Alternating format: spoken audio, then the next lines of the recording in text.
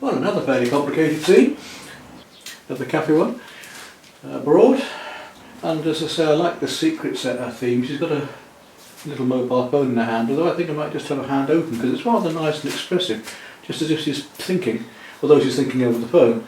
So we have this secrets thing about what's going on between her and the phone in her own mind as compared to what the people are doing in and around her. Here, each of these having their own little secrets. But I think mainly it's about this lass here, who is just totally in her own world with whatever's going on there, even though all this is going on around her. Again, quite atmospheric. We're going to try and keep the colour separated out, and not only keep the separate colours and the abstract qualities of it, but also play around with the light and atmosphere. So we'll use the roller and the brushes. Well, I've been asked if I'll go into a bit more description and a bit more detail on these sponge rollers. As you can see, I've got two here, a larger and a smaller. This one is the one that I use almost entirely, and it'll do for almost any size of painting I've found. This is a 2.5 centimetre or 25 millimetre one, and I find that adequate because you can cover enough surface by going over and over. The beauty of them is, as you can see, as we've been doing, we're not only covering very rapidly, but it's able to layer over either thinly or thickly with the amount of paint on the roller or how hard you press. So you can almost get a glazing effect. What I'm going to do now then in the rest of this painting, as I go along, I'm going to go a little bit closer into the roller so you can see just how versatile it is. Because for instance we can use the outer edge of the roller to make a thinner line or to do detail. We can curve around forms. We can rub the roller this way so that it actually will rub across a surface if we want to push into a surface. Of course we've got the flat roller as well. You can dab them and all sorts. Now you can buy these rollers in various patterns as well, and here are just a couple of them to give you an example, with serrated edges and with fluted edges. You can get them with all sorts of other patterns as well, little squares and stars and all sorts of things, which can be very useful if you've got repeat patterns to do. But I find just the ordinary simple 2.5 centimetre one to be the most useful for me. Now, of course, we use those in conjunction with the other standard materials, such as a baking tray, which I'm using as a mixing palette at the moment. You can buy special little trays at an angle with a top layer, with a top edge shelf, as well as a tray inside, or a mixing palette like this, very useful to use. I find that the most useful of all actually. Then I've got my two sandwich boxes, a Stay Wet palette. Simplest and cheapest way to do it. A couple of layers of paper towel in the bottom, a layer of greaseproof paper, wet, and then the paints will keep for ages in there and keep going and going and going. My sets of brushes, various types here. As I've already said in my videos, for me, I tend to just use filberts and rounds mainly, and I've got some other larger brushes as well and flats occasionally for doing straight edges. If I'm doing windows or need a flat or straight edge. In most cases I can use filberts for everything. Keep a teaspoon for dishing out the paint, because when I use acrylics I don't just use little tubes with them, I use big pots as well as smaller tubes. I'm doing so much painting. And of course I keep other sponges available, such as these ones, these lovely textures, for doing more textural work such as trees, leaves, gravel, whatever. And I've got textural brushes if I want them as well, but I find generally speaking this will do me for nearly every painting I do. As I was saying, when I use acrylics I tend to use the larger tubs. I use some smaller colours as well, but certainly for the colours I use most of, such as yellow and blues and so on, and whites, then I do keep these larger tubs of them, far more useful to me. Now I've only explored these rollers with using acrylics. I think they'd be very difficult with oils because they would clog up and you'd have to wash them out with turps, but it would be possible, it certainly would be possible. Just a bit messy, that's all, to clean them out. Perhaps you'd need rubber gloves on or something, or surgical gloves when cleaning so your hands don't get filthy and turp stuff and everything else. But I haven't used them as well with watercolour, and I think with acrylic inks or watercolour they could be very useful as well and quite versatile to get different effects with the watercolours as well as glazing over with them and giving surfaces. So it's worth maybe trying that later at a later stage. For me at the moment, just to explore here and show you what happens here might be the best way. What I'm using then is a baking tray as my palette, Stay Wet palettes there, the rollers here, and let's just take a colour. In this case I'm going to take, I've already got the white on my roller. This is just to demonstrate that you don't have to clean things off completely. If I take some yellow and I roll the roller into the yellow, and you see how I can roll this across the card. Now if I roll it hard, I'm getting a variation of white and yellow there, which can be quite effective, but it covers the whole thing. If I roll it lightly though, I get that beautiful texture look. So we can roll that face on, or we can use an edge. I can paint with a line like this, and I can curve those lines as well. So you've got marks you can make. You can rub it as well like this by rubbing the roller along. So that's quite versatile as it is. We're going to use all of these and more techniques. Now once it's dry, because it's giving a surface texture on the canvas, you're able to, let's put a bit of magenta over it now. So we'll take some Military Crimson now.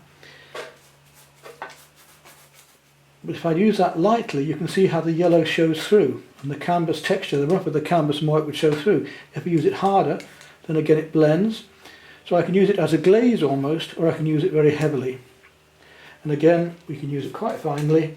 I can come down here with lines again, almost as fine as I like, or dots and dashes. So that just gives you an idea of how this roller can be used to give the effects you want.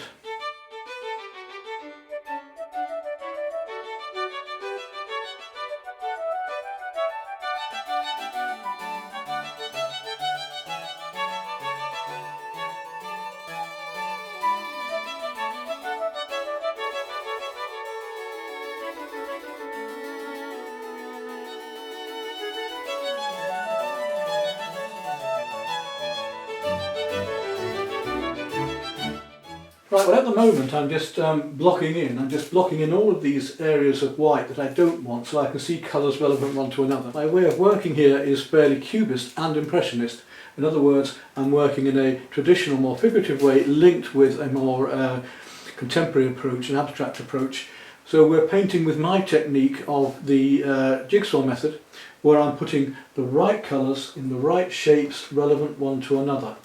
It's drawing with blocks of colour basically. You're just putting the jigsaw shapes into place. Gradually you complete all of the canvas, and if all of the colours are in the right places and they are the right colours relevant one to another, the picture just appears. It's so simple, it doesn't matter how complicated it is. As you've just been seeing in my other films, we can have hundreds of figures, we can have whatever you like, horses, everything. These little sponge rollers will do the job. We can block in the larger areas in the background, and then we can come in with brushes. Now I tend to use the brushes as much as the roller, if not more, because I can block in some areas of colour, especially when it's an awkward shape, too awkward for the roller. We can do a lot with the roller, as you're going to see. And then I tend to finish with the brushes as well for finer details, but I want to keep fairly loose. If I start loose, I can finish tight. I can't start tight and finish loose. So I start with the brushes often, or with the rollers to block in the big brushes like this big filbert here, or the rollers to block in as I'm doing now, and then I'll gradually go finer and finer with the roller and finish up tidying with the brushes, and sometimes come back with the roller because I'm able to glaze over things with it. I'm able to pull the whole painting together and link shapes together, or put in highlights and textures over the surface with a roller that you can't do the same effect with a brush with. You can say you can almost glaze with these by putting very fine dried layers of colour over the top. Let's continue then, and we'll have a further go at this, blocking in with the roller at the moment. And I'll zoom in on some of the areas when I get to the finer areas later and explain them to you and how this roller is working for me. So at the moment I'm mixing with this brush in the palette, and then I'm going in with the roller on top of the brush to take the paint on. So let's make a warm grey. I'm going to take some cerulean blue from my palette. Most of my greys I make with blues and browns, and in this case I want a fairly warm, so I'm going to add fairly warm grey, so I'm going to add some magenta to that and a little bit of yellow ochre. I can tend to see colours in colours, if you see what I mean. I can look at a colour and say, well, that's mixed by, just by experience. Now once I've got that colour on my brush mixed up the amount I want, and it often takes a bit more when you start off with the sponge. And one of the questions I've been asked about this is, can we use the sponge without having to wash it all the time? If we're working from lighter to darker colours, yes we can. It's when you go darker to lighter you need to wash it. Anyway, we'll show you that in a moment. I'm going to use the roller, not waste the paint from the mixing brush, roll it over the brush, through the paint. Now we're going to show you how we can block and also how we can blend and feather across the canvas. If I'm just blocking now, I want to start looking at these colours in this area around here. Let's take a look at, we can just do a thin line down the centre. Now you see I'm using the edge of the roller now, so I can do quite a fine line that way, and you can see just how fine here. Look, if I come down to here, I can go as fine as that with little marks. But at the moment I need to block in these colours. So let's see now, her dress and chair comes around here, the blue-grey is coming around here. This is a very blue-grey at the moment. I want to go much warmer in a minute. Just picking this colour through. Her dress is coming down here. There's some of this blue-grey coming down into the dress. And what I want to show you is how we can actually glaze across a colour and leave it showing through. You see there, look, on an edge I can gently come in and it gives me a lovely texture. I need to do that here next to her. With backgrounds. I can lose this white here. So I can totally block in, or I can come more gently into a shape. And I can give a ghosting effect if I want, just by glazing over like that, gently. Let's come up into this area here and look at this ghosting and how we can use the side as well as the edge of the roller. So if I'm using the edge at a slight angle here, look, I can just start to put in this little piece here of the archway. Now you can also rub the roller like this. I can rub it downwards across the canvas like that to fill an area and not just roll into it. So I can roll like that, or I can rub it. Don't need too much water in this. Get some finer lines, just get this ghosting going on. See where I'm doing a sharper line, then this softer edge comes away from that. Let's come across here now and go a bit heavier onto that. I'm going to push harder onto that. Then I'm going to get some more ghosting going. I want this archway coming up and across here, there, and down and around into here. It's a bit stronger down there. You start to see how versatile it is, so you can do quite fine areas with it. So what I'll do then is just continue using this roller in this way across these shapes over the whole canvas, blocking in until I lose all of the white canvas, and then I'll show you how we can use the roller even more finely to start doing greater detail. And it's back to the old way of discussing how we're using warm colours against cool colours, lights against darks and so on. So I'm going to gradually block in very roughly these areas and shapes and gradually work details up across them later. I've got this lovely purple grey at the moment that I want to work across the darks here. You can see how I can do quite a sharp edge by using the roller either way there, right up and round. I can drag it slightly there, look. So where I'm going to put a smaller detail on top, I'll just block the colour right the way through at the moment, quite heavily, because I know I'm going to come back onto that. The sponge is very versatile, not quite as much as a brush perhaps, but still, you can do much more than you'd think with it. I'll find out where else this colour is. Wherever you've got a colour on your brush or your roller, use it. So whilst you're using that colour, wherever it is, use it here as well. And you will find, as they say, that this jigsaw method, the picture will just gradually come together for you. At whatever angle, little strokes, large strokes. You see how that goes? Just by using the roller, little strokes like that. Gives the feeling of light catching it there. Drag it through here now over that area. Then I'm going to come down with the edge of the roller again. So there we are. You can see already how we can get ghosting effects, how we can get quite sharp lines. What I've got to do is just keep placing the right colours in the right places and the right shapes, and these figures will appear, the whole painting will just appear before our eyes. The only thing against this is that if you've got white canvas underneath, it can show through and you need to build up the colours a bit before that white canvas starts to disappear properly. More warmth perhaps here and there, mix up a nice colour, and we'll see where that's going to go. And I haven't had to wash the roller yet. I'm still using the same roller. You can do double layers. If I do that and then do that again, I can thicken it up. So, talking about a really nice, a really good Australian artist recently, looking at, unfortunately he's passed away now, but he was saying, you know, don't concentrate on what the object is, concentrate on what the shape is.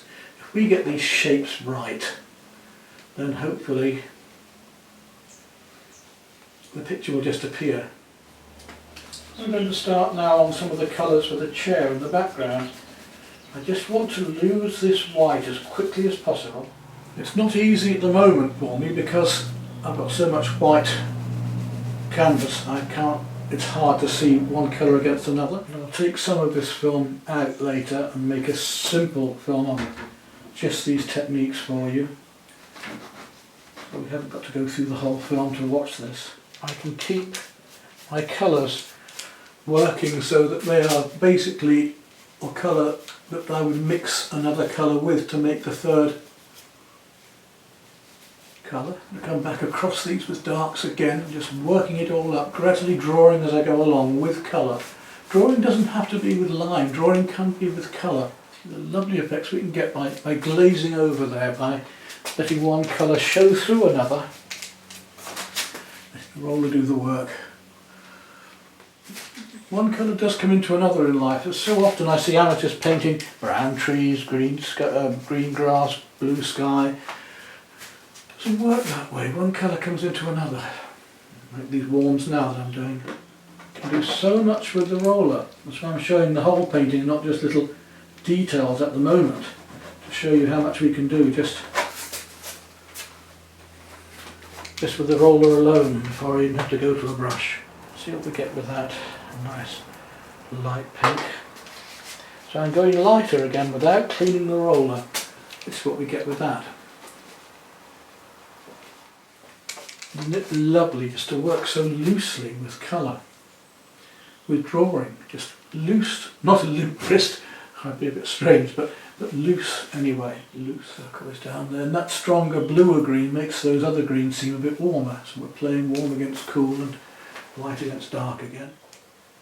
Look how I can use the edge of the roller to draw with and get these lovely effects of creases and all sorts. Look. The roller is far more versatile than you could ever believe. Just here, I'm going to glaze over here, look. I can use the roller to get the feeling of the planks by using the edge of the roller. And coming across, I can just glaze that colour to make it change a fraction. Pushing the shadow in, pushing the roller in, get a sharper, darker edge.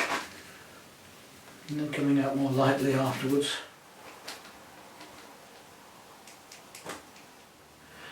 And I'm actually going to start adding some deeper blue now and a little bit of green because I want to go quite a bit dark. Look how lovely and dark that is now. I'm not using black. I won't use black until the very end. Hardly ever do. A lovely dark, vibrant dark. In my ordinary work, that is the more figurative pieces that I do, I never use black. I only use black on more decorative pieces like this. So look how we can cover an area just with the flat of the roller, look straight in. Let's just start to do a bit of texturing on here to show you how we can get such fine areas with the roller. Just dragging that across lightly, both ways. I'm going to get the feeling of that wicker work in the chair behind. I'm going to now get the feeling of the glass here, just by tickling the colours on. And in places it wants to be a bit warmer, so we'll add a bit more alizarin if that's the case. At the moment though, we just want this deep green going on.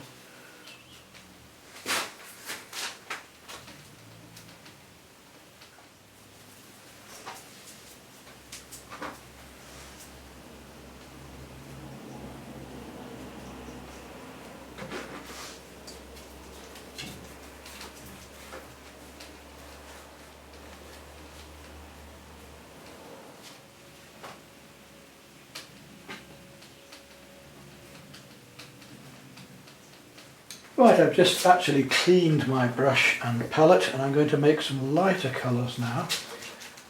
Now make sure your roller's dried up fairly well before you start after washing, because otherwise you'll find yourself with paint dribbling everywhere. And again, you can see how we can use the roller quite finely to go around corners. edges.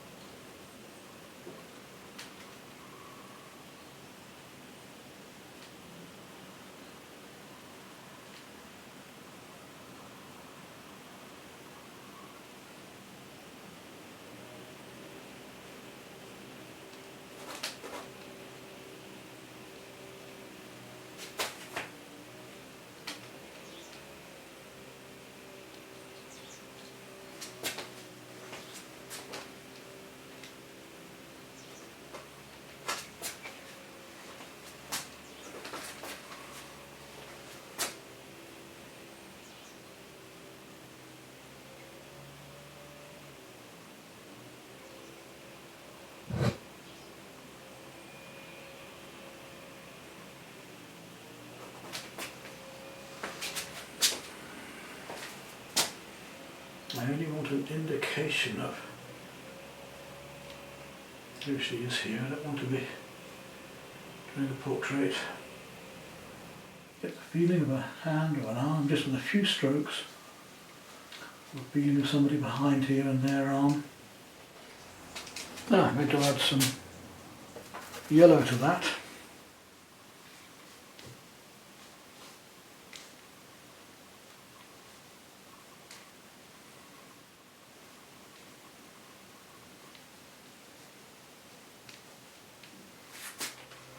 I'm deliberately doing as much as I can on this painting with the roller to show you just how versatile it is. I'm stronger with the yellow, I'm going to take some cadmium and put it into there. Not the red split into here yet, but let's see how far I can get, really how far I can get with these rollers. Can't do almost the entire painting with them. A bit more of the Opera Rose into it, and a little bit of deeper orange. I really want to push some of these really strong golden yellows back into here. These guys here.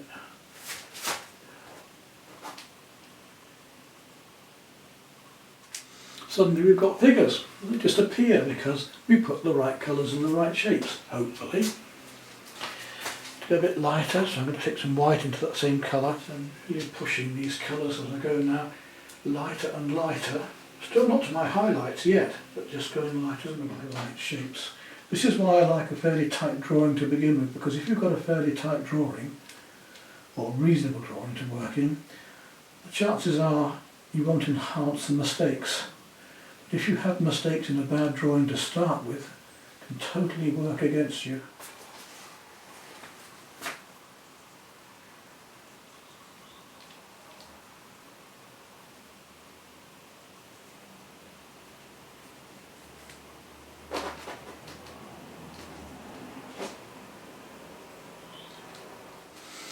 I hope you're enjoying this, because I am. It's a lovely painting to do, and I think this is why I use the rollers in the first place, was to be able to get these wonderful effects. I'm just going to come in with some white now.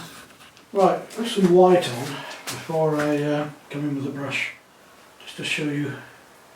Again, you can see how you get these lovely effects glowing through. I'm just tickling it with fairly heavy paint to get a feeling of texture on here.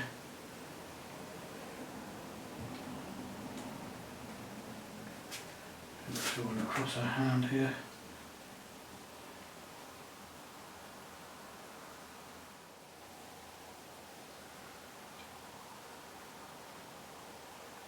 If I press harder, like that, I get a clearer mark. If I press lightly, I get these lovely textural marks of the sponge.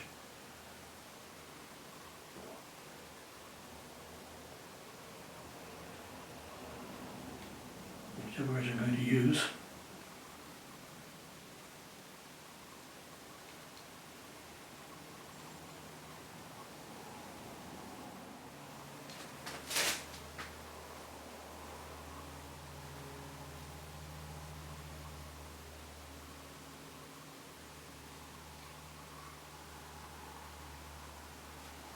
It's your choice how hard you push and how much paint you put on as to the effect you actually get.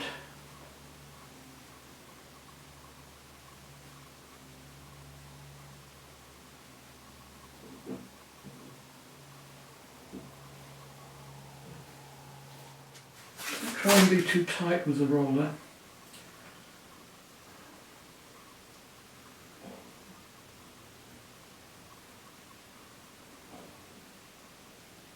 Remember, all we're doing is giving an impression of doing these highlights.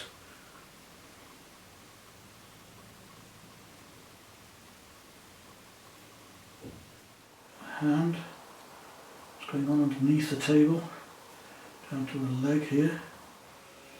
And with the roller entirely, we just about created this picture. Just doing a little bit more work on this with some pinks. I'm actually very tempted not to do much more at all, because I really do feel I'm almost there with it. And the lovely effect I've got, so if I've got something that works, why take it further and mess it up? For me, that painting is actually just about there. I don't think I need to do a lot more on that. Happy with it as it is. And I think it's also demonstrated to you just how effective these rollers are.